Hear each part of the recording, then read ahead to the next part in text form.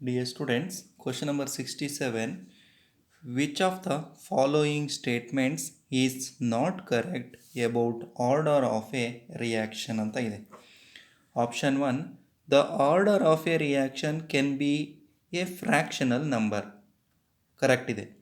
Order of a ರಿಯಾಕ್ಷನ್ನು fractional number ಕೂಡ ಇರುತ್ತೆ. Option 2. Order of a reaction is experimentally determined quantity. ಹೌದು ಮಕ್ಕಳೇ, order of a reaction is always experimental concept, not a theoretical concept. Okay. Option 3.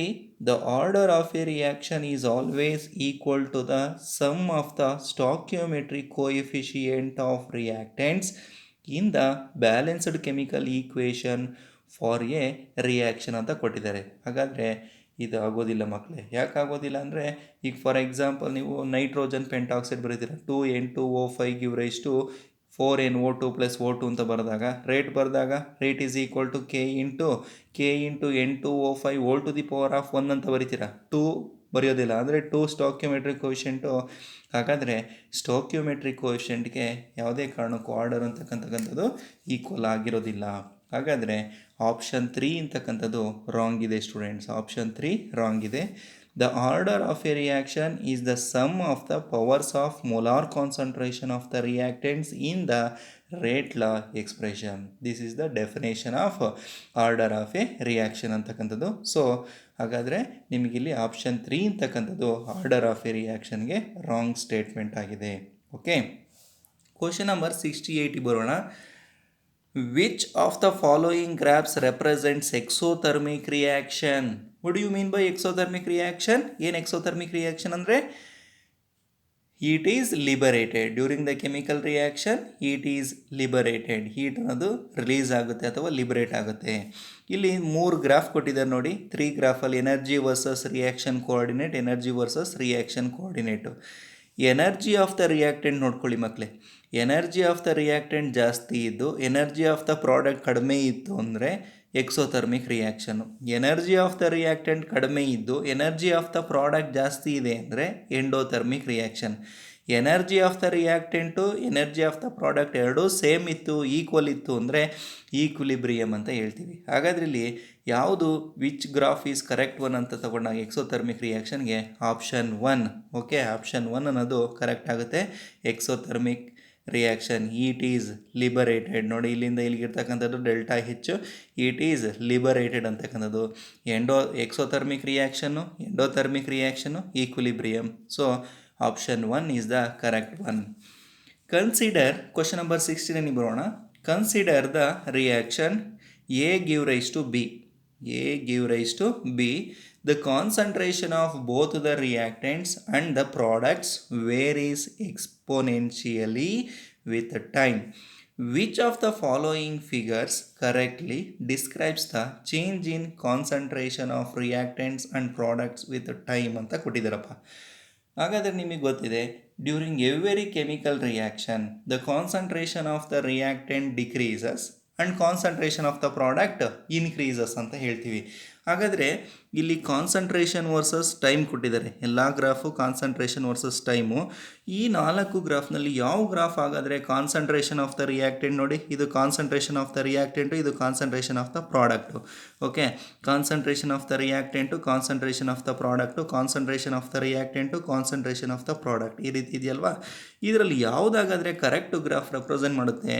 Second one correct answer ಆಗುತ್ತೆ ಮಕ್ಕಳು. ಯಾಕೆ ಅಂದರೆ ನೋಡಿ, concentration of the reactant decreases and concentration of the product increases. ಅರ್ಥ ಆಗ್ತಿದೆಯಾ? ಹಾಗಾದರೆ ಕರೆಕ್ಟ್ ಆನ್ಸರ್ ಸೆಕೆಂಡ್ ಆಪ್ಷನ್. ನೀವು fourth ಆಪ್ಷನ್ನು ಹೇಳ್ಬೋದು, ಬಟ್ ಇಲ್ಲಿ ಕರ್ವ್ ನೋಡ್ಕೊಳ್ಳಿ ಯಾವ ರೀತಿ ಇದೆ, ವೇರಿಯೇಷನ್ ಇದೆ. ಅರ್ಥ ಆಗ್ತಿದೆಯಾ? ಹಾಗಾದರೆ ಕರ್ವ್ ವೇರಿಯೇಷನ್ ಆಗಿರೋದ್ರಿಂದ ಇದು ಕರೆಕ್ಟ್ ಆಗಿದೆ. ಎಷ್ಟು ಡಿಕ್ರೀಸ್ ಆಗುತ್ತೋ ಅಷ್ಟೇ ಇನ್ಕ್ರೀಸ್ ಆಗುತ್ತೆ. ಹಾಗಾಗಿ second graph is correct one. Question number 70 ಬರೋಣ ಮಕ್ಕಳೇ. Which of the following statements are applicable to a balanced chemical equation of an elementary reaction ಅಂತ ಕೊಟ್ಟಿದ್ದಾರಪ್ಪ. ಓಕೆ, ಎಲಿಮೆಂಟರಿ ರಿಯಾಕ್ಷನ್ ಅಂದರೆ ಗೊತ್ತಿದೆ ನಿಮಗೆ, if the chemical reaction takes place in a single step. Okay, single ಸ್ಟೆಪ್ಪಲ್ಲಿ ನಡೀತಕ್ಕಂಥದ್ದು. Order is same has molecularity. ಹಾಗಾದರೆ elementary reaction ಅಂತ ಹೇಳಿದಾಗ for example 2HI give rise to H2 + I2 ಅಂತ ಬರಿತೀವಲ್ವಾ. ಹಾಗಾದರೆ ಆರ್ಡರು 2ನೇ, ಮಾಲಿಕ್ಯುಲಾರಿಟಿನೂ 2ನೇ. ಹಾಗಾದರೆ ಆಪ್ಷನ್ 1 ಕರೆಕ್ಟ್ ಆಗುತ್ತೆ ಮಕ್ಕಳೇ.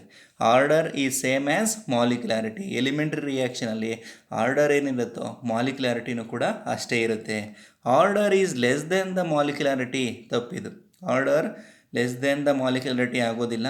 Order is greater than the molecularity, ಇದು ಕೂಡ ಆಗೋದಿಲ್ಲ.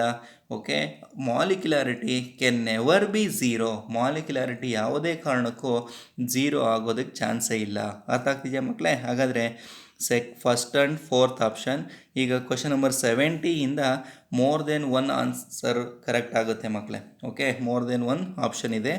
ಇಲ್ಲಿ ನಿಮಗೆ ಫಸ್ಟ್ ಒನ್ ಮತ್ತು ಫೋರ್ತ್ ಒನ್ನು ಕರೆಕ್ಟ್ ಆಗುತ್ತೆ. 71ಗೆ ಬರೋಣ. At high pressure the following reaction is zero order. 2NH3 gas give rise to N2 gas plus 3H2 gas. 1100 and 130 ಕೆಲ್ವಿನ್ನು ಪ್ಲಾಟಿನಮ್ ಕೆಟ್ಲಿಸ್ಟ್ನ ಯೂಸ್ ಮಾಡ್ತಾ ಇದ್ದೀವಿ. Which of the following options are correct for this reaction? ಇದು zero order ಅಂತ ಕೊಟ್ಬಿಟ್ಟಿದ್ದಾರೆ ಅವರೇನೆ. Which of the following options are correct for this reaction? Rate of a reaction is equal to rate constant. Correct ಇದೆ ಮಕ್ಕಳೇ, ಸರಿನಾ? R is equal to K ಅಂತ ಕೊಟ್ಟಿದ್ದಾರೆ. ಯಾಕೆಂದರೆ ನೀವು N2 whole to the power of 0, N2 whole to the power of 0, H2 whole to the power of 0 ಅಂತ ತೊಗೊಂಡಾಗ 0 0 ಅಂತಂದರೆ 1 1. ರೇಟ್ ಅನ್ನೋದು ಏನಕ್ಕೆ ಈಕ್ವಲ್ ಆಗಿರುತ್ತೆ? ಕೆಗೆ ಈಕ್ವಲ್ ಆಗಿರುತ್ತೆ. ಆಪ್ಷನ್ 1 ಕರೆಕ್ಟ್ ಆಗುತ್ತೆ. Rate of the reaction depends on concentration of ammonia. ಹಾಗಾದರೆ ammonia concentration ಮೇಲೆ ಡಿಪೆಂಡ್ ಆಗಿದೆಯಂತೆ? ಖಂಡಿತ ಡಿಪೆಂಡ್ ಆಗಿಲ್ಲ. ನೀವು rate of a reaction definition, ಇದು ಝೀರೋ ಆರ್ಡರ್ ಡೆಫಿನೇಷನ್ ಹೇಳಿದಾಗ rate of a reaction is independent of the molar concentration of the reactant ಅಂತ ಹೇಳ್ತೀವಿ zero ಆರ್ಡರ್ಗೆ. ಹಾಗಾದರೆ ಸೆಕೆಂಡ್ ಆಪ್ಷನ್, ನೀವು ಕಾನ್ಸಂಟ್ರೇಷನ್ ಜಾಸ್ತಿನಾದರೂ ಮಾಡಿ ಕಡಿಮೆನಾದರೂ ಮಾಡಿ ಅಮೋನಿಯಾ ಕಾನ್ಸಂಟ್ರೇಷನ್ ಮೇಲೆ rate of a reaction depend ಆಗಿರೋದಿಲ್ಲ. Where in zero order reaction rate of decomposition of ammonia will remain constant until ammonia disappears completely. Okay, ಹಾಗಾದರೆ rate of decomposition of ammonia will remains constant ಆಗಿರುತ್ತಂತೆ until ammonia disappears completely. ಹೌದು ಮಕ್ಕಳೇ, rate of decomposition ಅಂತಕ್ಕಂಥದ್ದು ammonia ಅಂತಕ್ಕಂಥದ್ದು constant ಆಗಿರುತ್ತೆ ಎಲ್ಲಿವರೆಗೂ? Ammonia disappears, ammonia ಕಂಪ್ಲೀಟಾಗಿ disappear ಆಗೋವರೆಗೂ. ಅರ್ಥ ಆಗ್ತಿದೆಯಾ? ಹಾಗಾದರೆ ಆಪ್ಷನ್ 3ನೂ ಕೂಡ ಕರೆಕ್ಟ್ ಆಗುತ್ತೆ. ಆಪ್ಷನ್ 4ಗೆ ಬರೋಣ. Further increase in pressure will change the rate of reaction ಅಂತ ಕೊಟ್ಟಿದ್ದಾರೆ ಮಕ್ಕಳೇ. ಹೌದು, ಪ್ರೆಷರ್ನ ಇನ್ಕ್ರೀಸ್ ಮಾಡಿದಾಗ ರೇಟ್ ಆಫ್ ರಿಯಾಕ್ಷನ್ ಚೇಂಜ್ ಆಗುತ್ತೆ. ಯಾಕಪ್ಪ ಚೇಂಜ್ ಆಗುತ್ತೆ ಅಂದರೆ ನೋಡಿ, ನೀವು ಫಸ್ಟ್ ಇಯರ್ನಲ್ಲಿ ಲೀ ಚಾಟಿಲಿಯರ್ಸ್ ಪ್ರಿನ್ಸಿಪಲ್ ಅಂತ ಓದಿದಿರಲ್ವ, ಆ ಕಾನ್ಸೆಪ್ಟ್ ಮೇಲೆ ಇಲ್ಲಿ 2 ಮೋಲ್ಸ್ ಇದೆ, ಇಲ್ಲಿ 4 ಮೋಲ್ಸ್ ಇದೆ. ನೀವು ಪ್ರೆಷರ್ನ ಅಪ್ಲೈ ಮಾಡಿದಾಗ ಬ್ಯಾಕ್ವರ್ಡ್ ರಿಯಾಕ್ಷನ್ ಬಂದ್ಬಿಡುತ್ತೆ ಮಕ್ಕಳೇ. ಯಾಕೆಂದರೆ ಇಲ್ಲಿ ಕಡಿಮೆ ಇದೆ, ಇಲ್ಲಿ ಜಾಸ್ತಿ ಮೋಲ್ಸ್ ಇದೆ. ಪ್ರೆಷರ್ ಜಾಸ್ತಿ ಮಾಡಿದಾಗ ರಿಯಾಕ್ಷನ್ ಬ್ಯಾಕ್ವರ್ಡ್ ಡೈರೆಕ್ಷನಿಗೆ ಬರುತ್ತೆ. ಹಾಗಾಗಿ ಫೋರ್ತ್ ಆಪ್ಷನ್ನು ಕೂಡ ಕರೆಕ್ಟ್ ಆಗುತ್ತೆ. 1, 3, 4 all the 3 options are correct in 71 question. Question number 72 ಬರೋಣ. According to Maxwell Boltzmann distribution of energy. Okay, ನಿಮಗೆ ಗ್ರಾಫ್ ಗೊತ್ತಿರಬೇಕು ಮಕ್ಕಳೇ, ಸರಿನಾ? ಈ ರೀತಿ ಬರುತ್ತೆ ಗ್ರಾಫ್ ಅಂತಕ್ಕಂಥದ್ದು.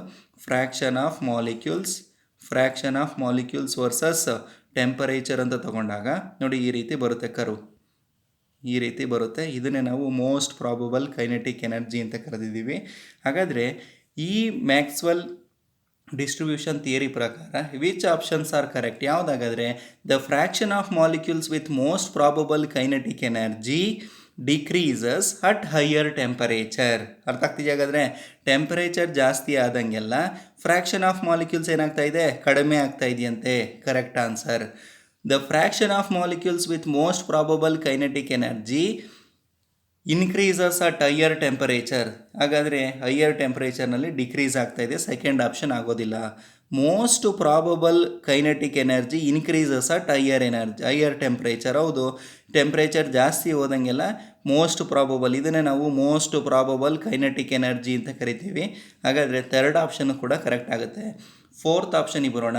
Most probable kinetic energy decreases at higher temperature. Okay, ಕಡಿಮೆ ಆಗೋದಿಲ್ಲ. ಹಾಗಾಗಿ ಆಪ್ಷನ್ 1 ಮತ್ತು 3 ಅಂತಕ್ಕಂಥದ್ದು ಕರೆಕ್ಟ್ ಆಗುತ್ತೆ ಮಕ್ಕಳೇ.